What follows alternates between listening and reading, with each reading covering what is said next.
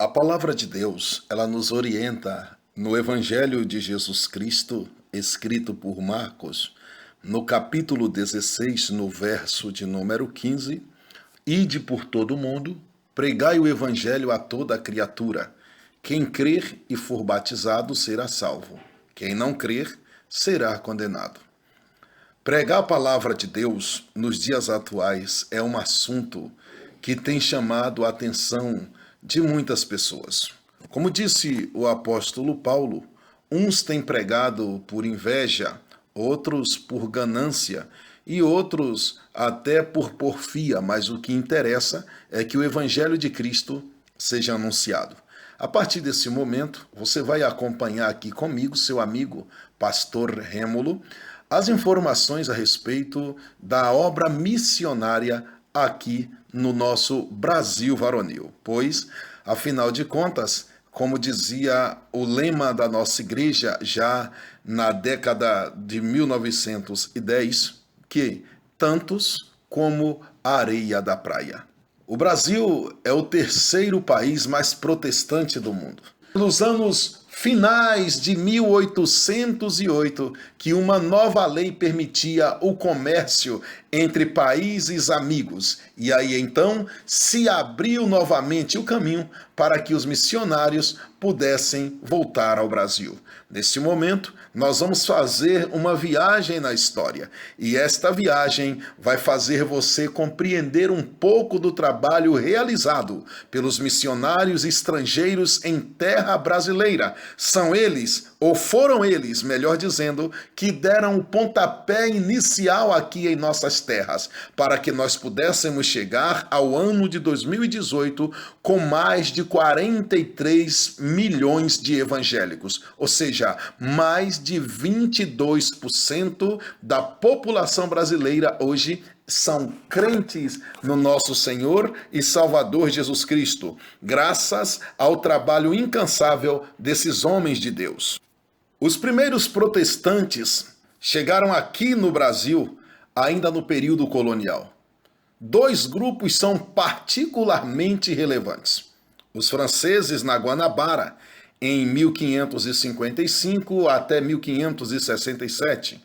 No final de 1555, chegou à Baía de Guanabara uma expedição francesa, comandante pelo vice-almirante Nicolas Durand de Villegagnon, para fundar a França Antártica. Este empreendimento teve o apoio do almirante Gaspar, que seria morto no massacre do dia de São Bartolomeu, ou seja, em 24 de agosto de 1572.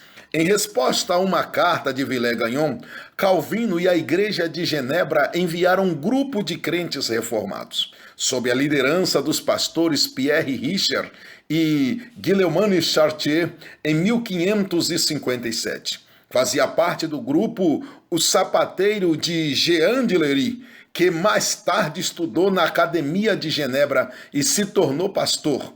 Ele escreveria um relato da expedição histórica a respeito de uma viagem às terras brasileiras, publicado em Paris em 1578. Em 10 de março de 1557, estes reformados celebraram o primeiro culto evangélico no Brasil. E talvez tenha sido até o primeiro culto evangélico das Américas.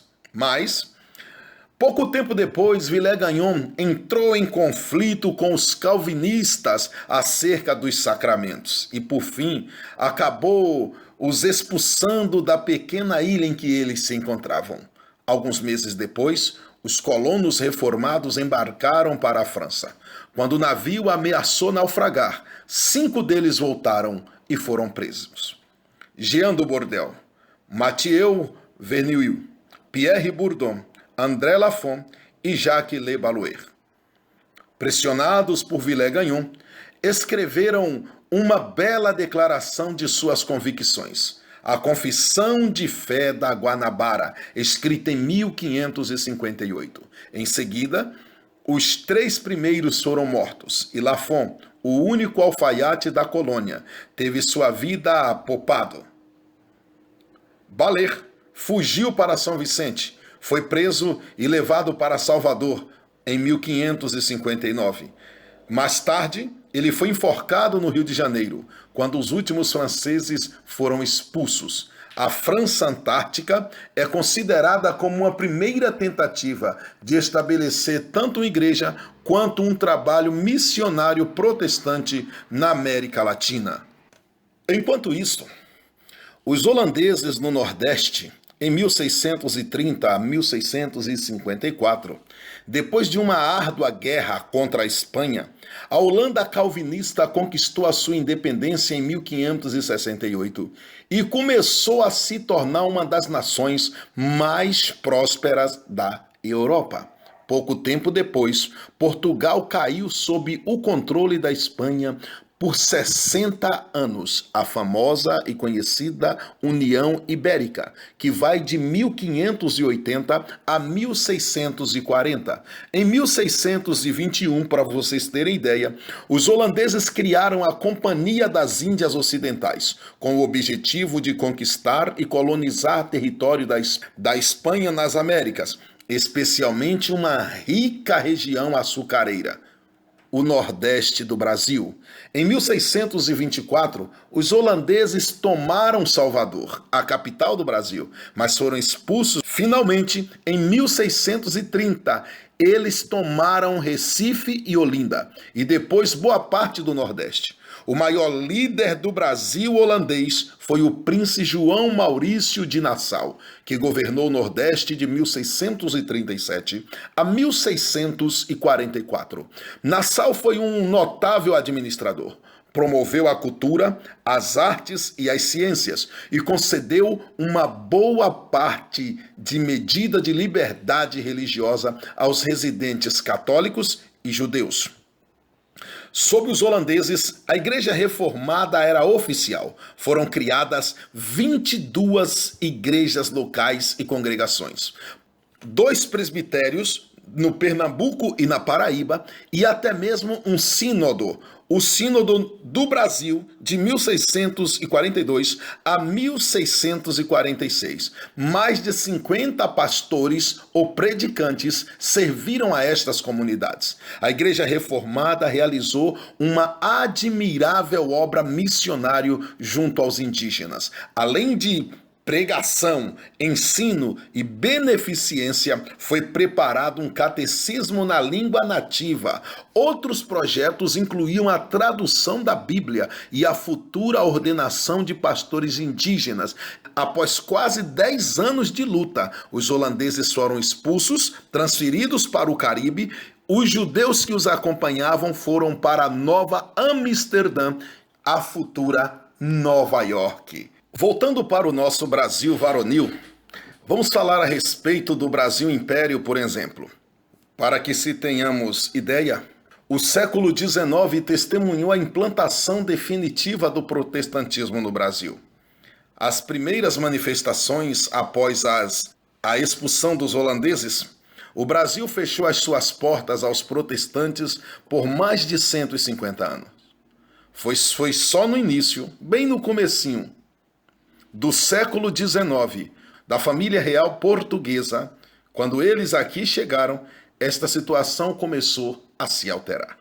Em 1810, por exemplo, Portugal e Inglaterra firmaram um tratado de comércio e navegação, cujo artigo 12 concedeu tolerância religiosa aos imigrantes protestantes. Logo, muitos começaram a chegar, entre eles um bom número de reformados. Depois da independência, a Constituição Imperial de 1824, ela ratificou esses direitos, mas ela impôs algumas restrições. Por isso, em 1827, foi fundada no Rio de Janeiro a Comunidade Protestante Alemão-Francesa, que veio a congregar ao lado de luteranos, reformados alemães, franceses e suíços.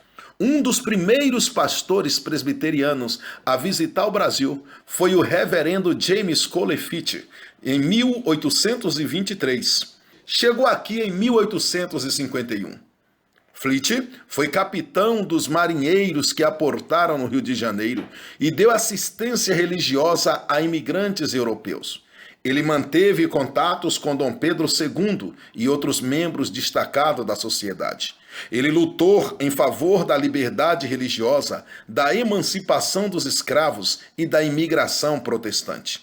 Ele escreveu o livro O Brasil e os Brasileiros em 1857. Livro este que foi muito apreciado nos Estados Unidos. Fleet não fez nenhum trabalho missionário junto aos brasileiros, mas contribuiu para que isso acontecesse.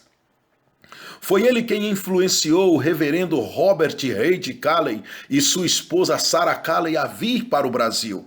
E isto ocorreu em 1855, pois Calley fundou a Igreja Evangélica Fluminense em 1858. No ano seguinte, chegou ao Brasil o fundador da Igreja Presbiteriana do Brasil, o reverendo Ashbel Simonton. Enquanto você aprecia e escuta, veja que os passos que caminhamos, os caminhos que trilhamos, até que tivéssemos esta liberdade, não foi fácil. Valorize, vale a pena. Vale a pena fazer o ID do Senhor. Ao iniciar-se o século XIX, não havia mais no Brasil nenhum vestígio de protestantismo. B. Ribeiro nos escreve o protestantismo no Brasil monárquico. Ele chega a citar que em janeiro de 1808, com a chegada da família real, o príncipe regente João decretou a abertura dos portos do Brasil. E esta abertura dos portos do Brasil deveria ser feita às nações amigas. E com isso, em novembro, houve um novo decreto. E esse decreto trouxe grandes privilégios para os imigrantes de qualquer nacionalidade ou religião. Em fevereiro de 1810, Portugal assinou com a Inglaterra tratados de aliança e amizade de comércio e navegação. Este, em seu artigo 12, concedeu aos estrangeiros a perfeita liberdade de consciência. E assim, eles podiam praticar a sua fé. Mas essa tolerância, ela era limitada, porque eles eram proibidos de fazer as suas pregações. Havia a proibição de falar qualquer coisa contra a religião oficial. As igrejas, as capelas onde esses cultos deveriam ser realizados, elas não poderiam produzir forma exterior de templo e também não poderia usar os sinos.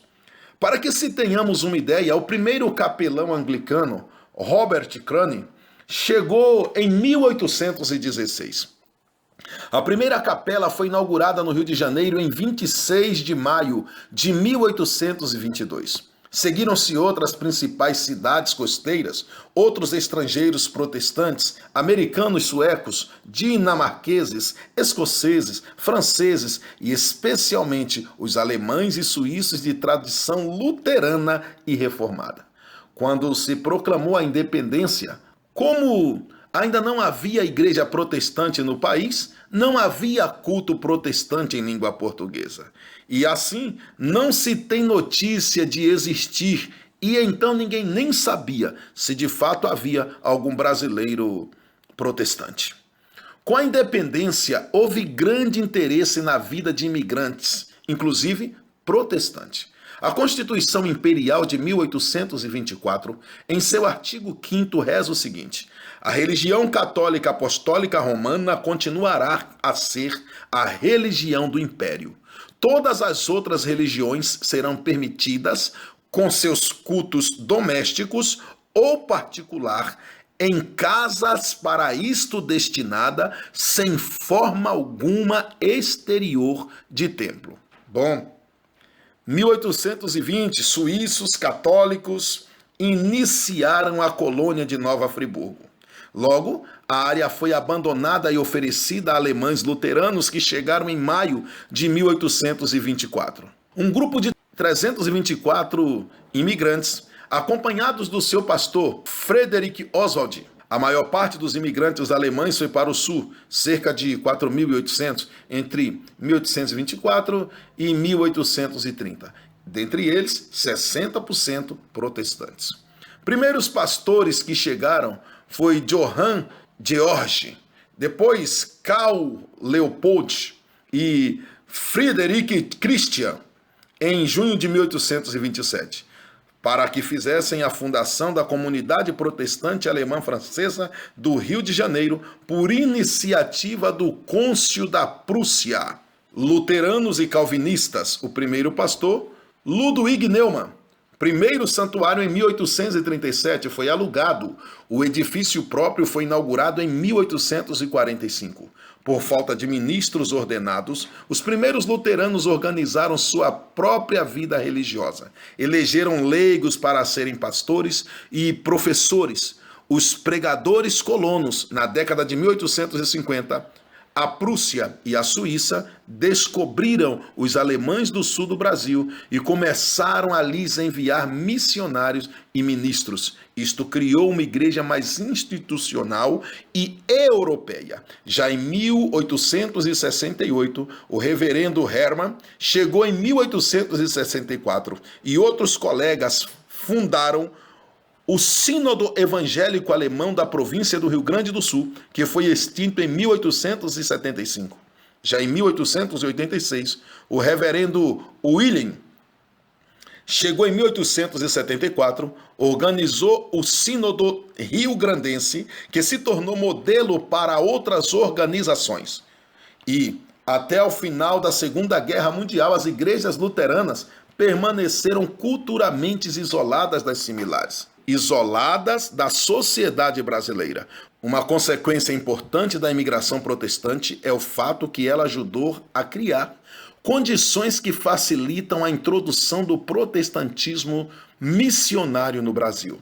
Erasmo Braga, por exemplo, observou que, à medida que os imigrantes alemães exigiam garantias legais de liberdade religiosas, estadistas liberais criaram a legislação avançada que, durante ao longo do reinado de Dom Pedro II, protegeu as missões evangélicas da perseguição aberta e até mesmo colocou as comunidades não católicas sobre a proteção e a autoridade imperial.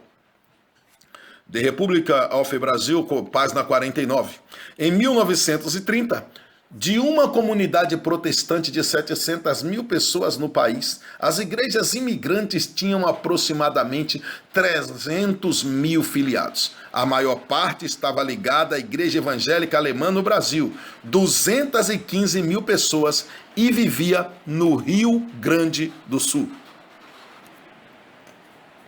As primeiras organizações protestantes que atuaram junto aos brasileiros foram as Sociedades Bíblicas Britânica e Estrangeira, em 1804, e a Americana, em 1816. Traduções da Bíblia protestante, Reverendo João Ferreira de Almeida, de 1628 a 1691, católica. Padre Antônio Pereira de Figueiredo, de 1725 a 1797. Primeiros agentes oficiais, SBA, James C. Fleet, 1855, SBBE, Richard Cofield, 1856. O trabalho dos coportores foi muito importante nesta época. A Igreja Metodista e Episcopal foi a primeira denominação a iniciar atividades missionárias junto aos brasileiros em 1835 até 1841. Havia obreiros na obra de Deus como Fontaine, Justin, Daniel Parish. Fundaram no Rio de Janeiro a primeira escola dominical do Brasil. Também atuaram como capelães da Sociedade Americana dos Amigos dos Marinheiros, fundada em 1828. Daniel Pequider, figura importante dos primórdios do protestantismo brasileiro, viajou por todo o país, vendeu bíblias, contactou intelectuais e políticos destacados, como o Padre Feijó, regente do Império em 1835, escreveu anotações de residências e viagens no Brasil, publicada em 1845, clássico que despertou grande interesse pelo nosso país. James Coley Fleet, em 1823, pastor presbiteriano que estudou em Princeton e na Europa, casou-se com uma filha de César Malan, teólogo, pastor presbiteriano, pastor calvinista de Genebra. Chegaram ao Brasil em 1851, como novo capelão da Sociedade dos Amigos dos Marinheiros e, como missionário da União Cristã Americana Estrangeira, atuou como secretário interino da Legação Americana do Rio e foi o primeiro agente oficial da Sociedade Bíblica Americana. Ele, como um promotor entusiasta do protestantismo, escreveu O Brasil e os Brasileiros, publicado em 1857.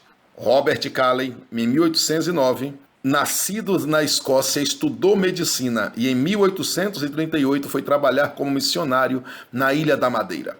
8 anos depois, escapou de uma violenta perseguição e foi com os seus paroquianos para os Estados Unidos. Fleet sugeriu que fosse para o Brasil, aonde Calley e sua esposa Sarah chegaram ao Brasil em maio de 1855. No mesmo ano, fundaram em Petrópolis a sua primeira escola dominical permanentemente no país. Em 19 de agosto de 1855, em 11 de junho de 1858, Calley fundou a Igreja Evangélica, depois Igreja Evangélica Fluminense, 1863, cujo primeiro membro brasileiro foi Pedro Nolasco de Andrade. Calley teve importante atuação na defesa da liberdade religiosa. Sua esposa foi autora do famoso hinário Salmos e Hinos, lançado em 1861. A Igreja Presbiteriana, por exemplo, teve seus missionários pioneiros. A Igreja Presbiteriana teve as suas primeiras igrejas no Rio de Janeiro, como, por exemplo, em 12 de janeiro de 1862, em São Paulo, em Brotas, em 1865, a Imprensa Evangélica, em 1864, o seu seminário, em 1867. Primeiro pastor brasileiro da Igreja Presbiteriana foi José Manuel da Conceição, 17 de 12 de 1865. A Escola Americana foi criada em 1870 e o Sínodo do Brasil surgiu em 1888. Imigrantes americanos estabeleceram-se no interior de São Paulo. Após a Guerra Civil Americana, que durou de 1861 a 1865, foram seguidos por missionários presbiterianos, metodistas e batistas, pioneiros presbiterianos das igrejas do sul dos Estados Unidos. George Morton e Edward Lanner, 1869, fundaram o Colégio Internacional em 1873. Já a Igreja Metodista Episcopal, que vem do sul dos Estados Unidos das Américas, enviou Junius Newman para trabalhar junto com os imigrantes em 1876. O primeiro missionário que veio falar aos brasileiros foi John James Hanson, que chegou em 1876 e 2 anos depois organizou a primeira igreja no Rio de Janeiro. Marta iniciou uma escola para moças em Piracicaba em 1881. A partir de 1880, a Igreja Metodista do norte dos Estados Unidos enviou obreiros ao norte do Brasil. William Taylor, Justo Nelson. E ao Rio Grande do Sul, eles também foram enviados. A Conferência Anual Metodista foi organizada em 1886 pelo Bispo John, com a presença de apenas 3 missionários. Já a Igreja Batista tem os seus primeiros missionários em terras brasileiras, como os Thomas Jefferson e sua esposa. Eles, infelizmente, entre 1859 e 1861, não foram bem-sucedidos. Em 1871, os imigrantes de Santa Bárbara organizaram 2 igrejas. Os primeiros missionários, junto aos brasileiros, foram William Bagby e Zachary Taylor e suas esposas. Eles chegaram em 1881, entre 1882. O primeiro membro e pastor batista brasileira foi o ex-padre Antônio Teixeira de Albuquerque, já que estivera ligado aos metodistas. Em 1882, o grupo fundou a primeira igreja em Salvador, Bahia, e a Convenção Batista Brasileira foi criada em 907. A Igreja Protestante Episcopal, por exemplo, uma das últimas denominações históricas a iniciar o trabalho missionário no Brasil. Um importante e controvertido precursor havia sido Richard Houghton, que durante 3 anos, de 1861 a 1864, atuou com poucos resultados no Pará e na Bahia. O trabalho permanente teve início em 1890 com James Watson Morris e Lucien Lee Kinsovin, inspirados pela obra de Simonton e por um folheto sobre o Brasil, fixaram-se em Porto Alegre, Rio Grande do Sul. Nessa época, esse estado era pouco habitado na questão missionária, como inclusive até hoje é um dos menores estados com a menor quantidade de igrejas evangélicas. Em 1889, Kinsovin tornou-se o primeiro bispo residente da Igreja Episcopal do Brasil. Diante de tantas coisas que nós escutamos, tantas coisas que vimos, nós entendemos o Espírito Santo tem agido de uma forma tremenda em todos os acontecimentos. Desde os tempos em que houve a perseguição dos jesuítas, que não ficou em brancas nuvens. Os perseguidores passaram a ser perseguidos e foram expulsos do Brasil. Uma lei abriu as portas para os missionários retornarem ao nosso país. Que Deus seja louvado pela sua providência. E diante de tudo isto, por que nós vamos cruzar os nossos braços? Que Deus abençoe, que Deus te guarde e missões até os confins da terra. A obra não pode parar. Deus é fiel. Grande abraço.